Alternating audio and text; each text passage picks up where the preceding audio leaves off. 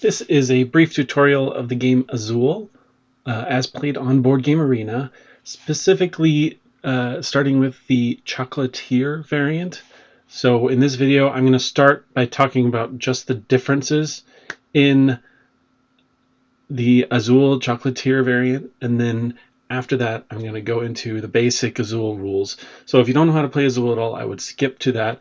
I'll put a marker in the video, and then you can come back if you want to know the variant rules, which are very minor. But for those of you who know how to play Azul, let's get to those changes right away.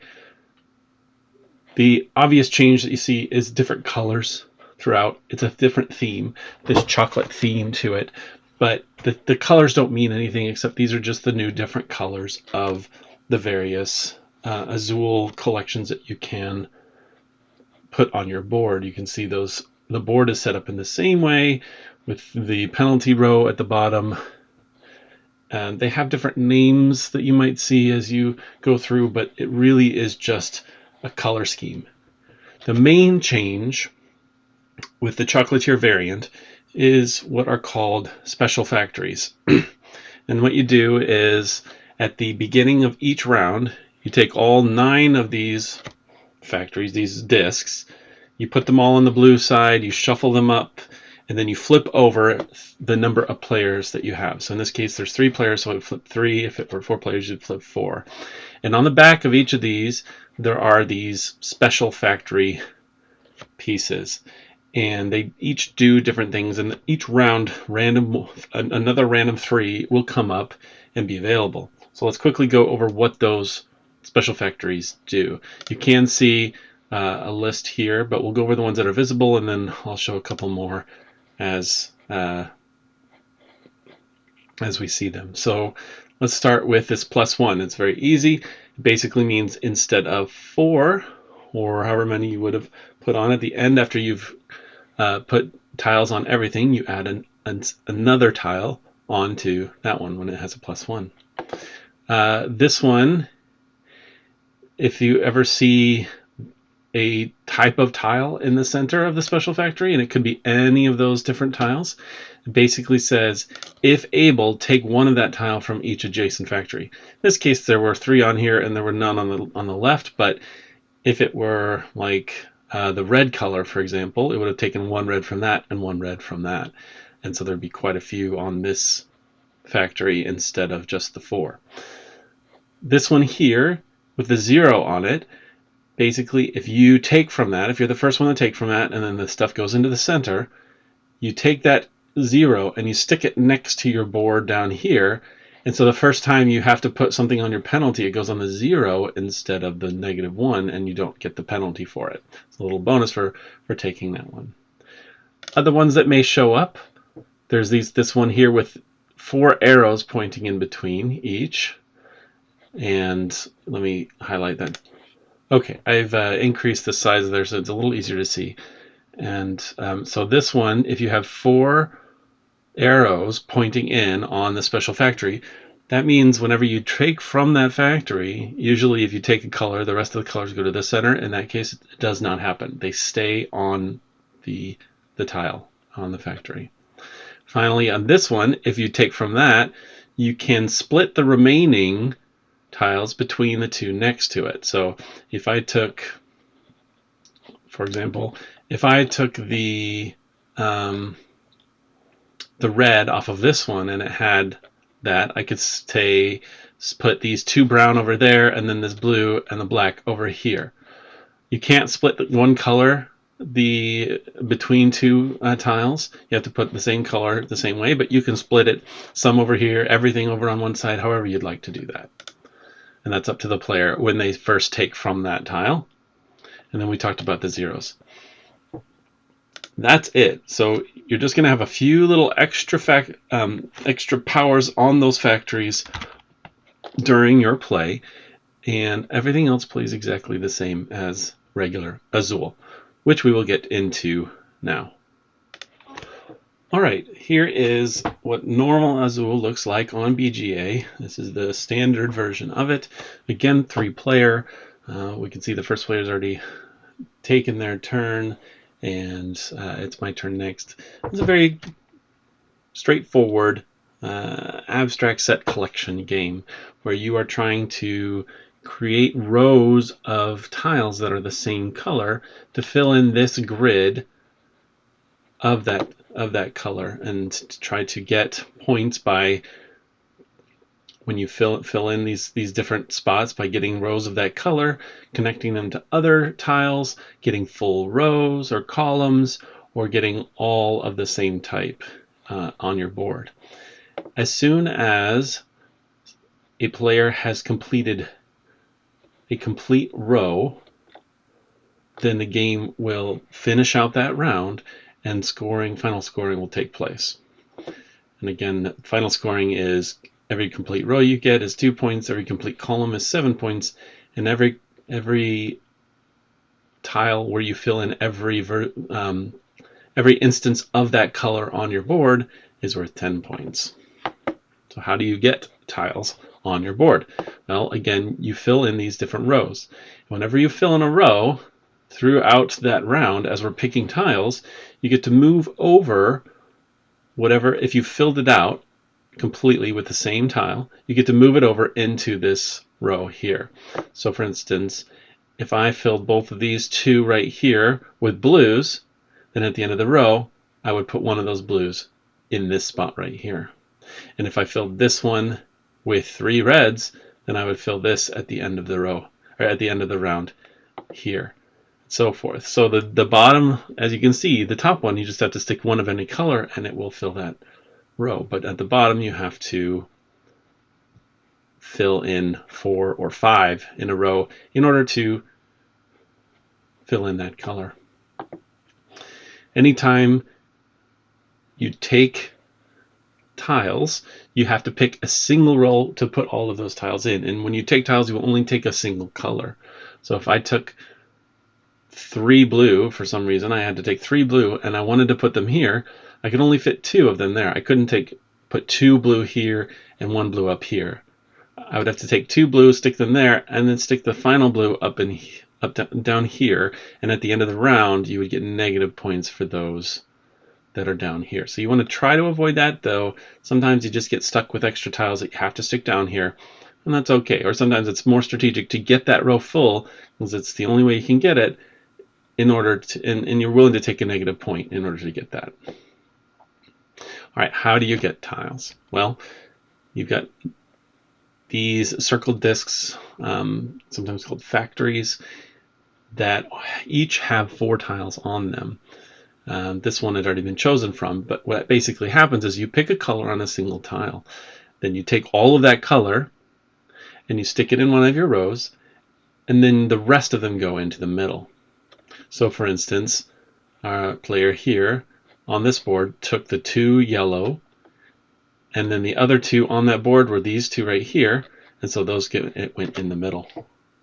It's now my turn, so I could take like 2 blue and put them somewhere, or 2 of the light blue here, or I could take a single one if I just really wanted that one black, and then the rest would go in to the middle. Sometimes you'll have 3 or even 4 of a kind. That's a lot more rare, but those are nicer to get, because then you can fill in one of these larger rows or get close to it right away. So in this case, I decided to take these 2 blues, then you choose a line to place it, and now I filled that line, and at the end of the round, I will be able to put a blue right here. Now if you'll see, things start to build up in this middle. Now there's 3 of this light blue. That becomes more attractive. So why wouldn't the next person just automatically just take that next one? Well, the first person who takes from the middle, 2 things happen. One, they take this tile here, and they become first player for the next round. But this tile here has to go in the penalty row. So if I decided I wanted to take that 3, I would take that 3. I could put it there and fill, that third one right away, which would be great. But then I would also take this one and put it here. Though I would also be first player next round, which has its advantages as well.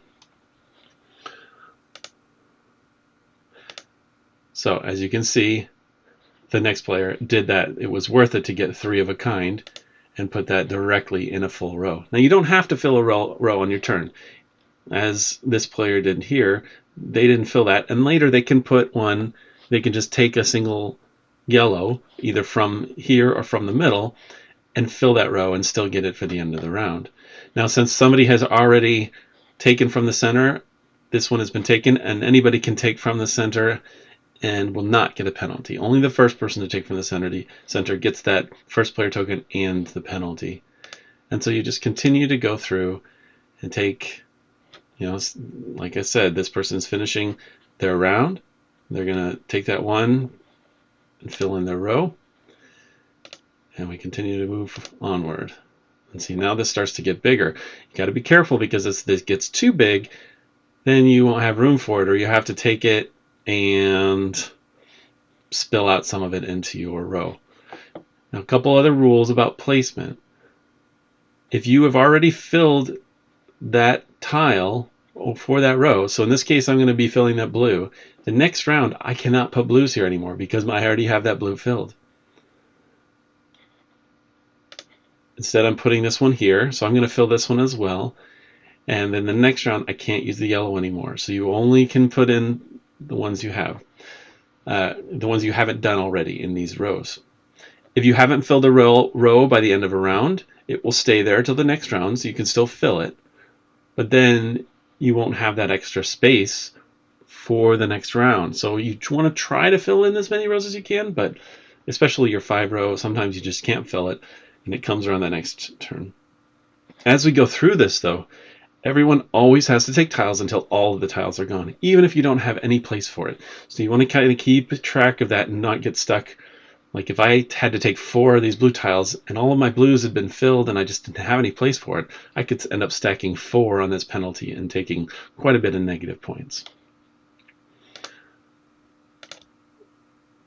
But obviously, that's pretty advantageous. Now the other thing that we're doing as we are selecting which colors we want to put on each row is noticing how those colors are arranged in our board over here.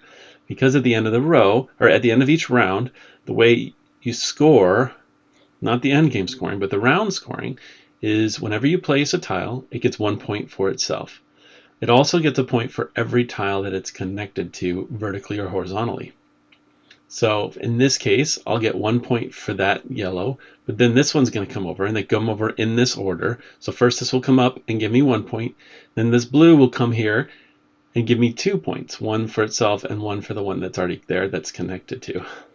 Same with this player here. When they put that 4 there, they're going to get, oh, in this case they're not. So they're going to put that one there, it'll be 1 point, but then they're going to put this one over here, and they're not going to get that extra point there.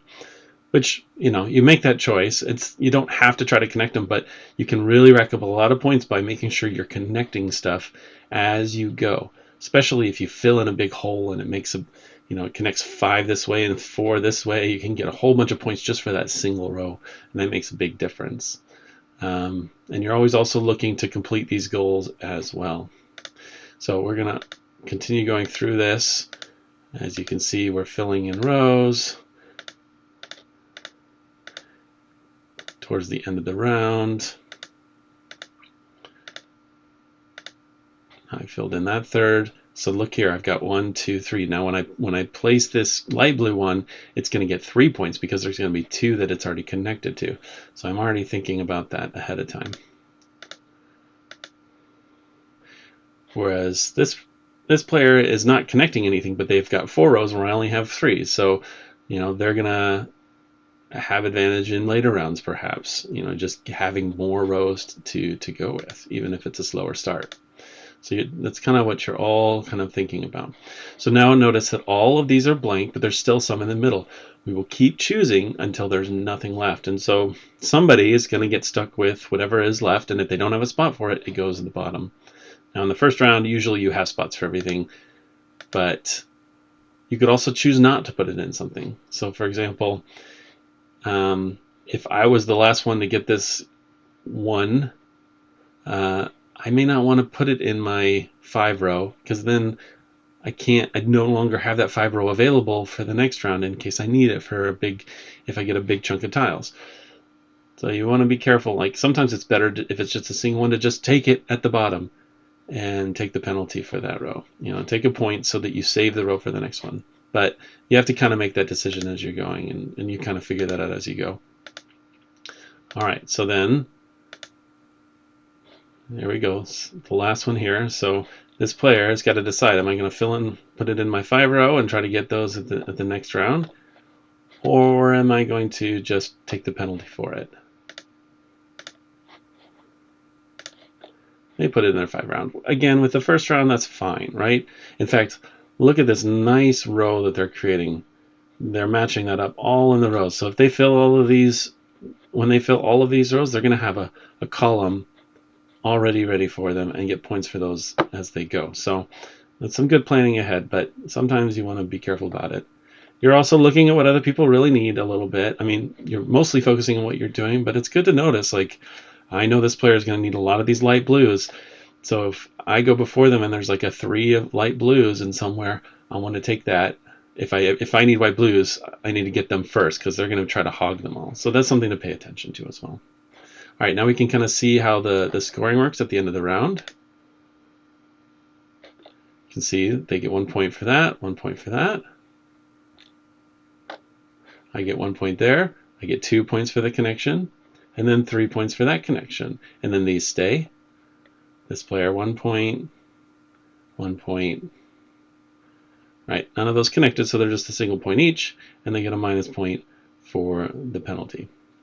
Again, with the first round, that's not a big deal, because like now, if they're able to fill that one in, they would get 4 points for that, because it connects to both of those. So you can really start to make those connections and make them work out. You go until somebody, like I said, completes a full row. Sometimes you'll wait to do that, but you go until somebody completes a full row, and then you end the game after that round is completed. So you could have multiple rows filled, multiple people could have rows filled. That just triggers the last round of the game. And that's it. That's how you play Azul. Selecting tiles, filling those rows, connecting these pieces in this board to get the most points, columns, one of every color. Like if I wanted to get every yellow in there, that would give me 10 points. Looking for those end of turn goals, avoiding too many penalties, and watching out for things growing in the middle there. All right, hope this is helpful.